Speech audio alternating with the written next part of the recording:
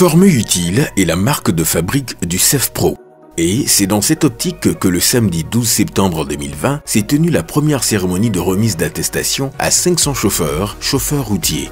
Parmi les invités officiels à cette cérémonie, on compte Monsieur le maire de Koubri et le président de l'Assemblée nationale, par ailleurs parrain de la dite cérémonie, le ministre de l'Enseignement supérieur et de la Recherche scientifique. Tous venus témoigner leur soutien à cet acte noble du CEFPRO. Il sied de noter que le CEFPRO, SO, situé sur la route de Koubri-RN5, est un centre de formation et de renforcement de capacités spécialisé dans le plasma, bulldozer, pelle poquelin, mécanicien industriel, chauffeur de camion, dumper. L'ambiance qui prévalait pendant l'accueil des invités et des officiels faisait office d'un jour particulier. Le mot de bienvenue du maire de Koubri, M. Marcel Zungrana, a planté le décor de cette cérémonie. Je remercie très sincèrement le promoteur pour l'honneur qui nous a été fait par le soir de la commune de Koubri, en vue d'installer cette importante structure. Véritable tremplin pour les jeunes en quête d'emploi. Mesdames et messieurs, distingués invités, à l'endroit des jeunes sortants, je formule le vœu qu'avec vos parchemins à main, vous puissiez embrasser rapidement la vie active. Je n'en doute pas un seul instant, au regard des compétences que vous avez acquises dans ces centres de formation. L'allocution du maire a été suivie successivement par celle du directeur général du CEFPRO, son Excellence M. Alassane Bala Sakandé, président de l'Assemblée nationale. Je ne pouvais pas manquer à ce rendez-vous parce que à l'inauguration de cette même école, de ce centre, j'ai raté le rendez-vous.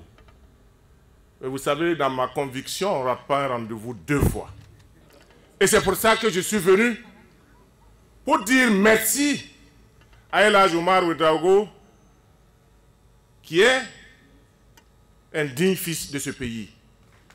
Et c'est ce genre d'investisseurs, d'opérateurs économiques que l'État doit accompagner. Parce que l'État, à lui seul, ne peut pas absorber tous ceux qui sortent ou tous ceux qui veulent accéder à la formation. Et c'est ce que le programme du président Roch-Marc Christian Kaboré envisage, la formation technique.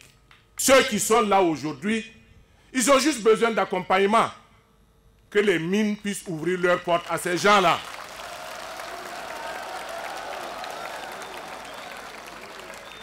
Parce qu'ils ont de la connaissance, ils ont acquis de la connaissance, personne ne peut leur enlever ça. Et nous allons travailler à ce que les sociétés minières puissent réserver des postes pour les nationaux, les Burkinabés. À la suite des différentes allocutions, place a été faite à la remise des attestations aux lauréats, suivie d'un cocktail pour joindre l'utile à l'agréable.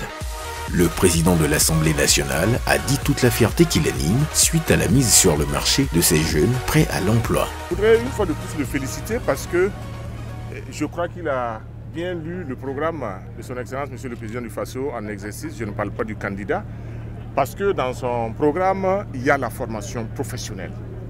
Et aujourd'hui, je suis content parce qu'il y a 500 Burkinabés qui ont des compétences qui vont aller naturellement à la recherche de l'emploi. C'est d'ailleurs la raison pour laquelle j'ai interpellé les sociétés minières afin qu'elles puissent regarder de ce côté pour absorber les Burkinabés qui ont aujourd'hui cette formation. Aux apprenants, ceux qui ont fini, qui ont eu leur parchemin ce matin, je ne peux que les féliciter et souhaiter que chacun, dans sa formation, ne puisse pas s'asseoir, lire les journaux et attendre qu'un concours de l'État puisse venir pour se faire employer.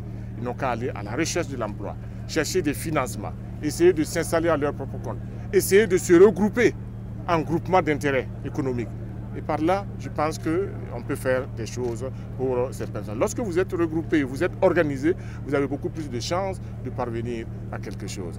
Le fondateur du centre de formation professionnelle n'a pas caché l'émotion à l'issue de cette cérémonie. Je suis très content, madame.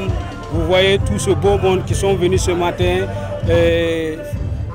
faire sortir ces jeunes. Vraiment, c'est une grâce pour moi. Non, nos ambitions, c'est qu'on va les faire placer tous dans les sociétés minières, BTP et dans les structures de transport. On va faire plus que ce que vous avez vu encore ce matin ici.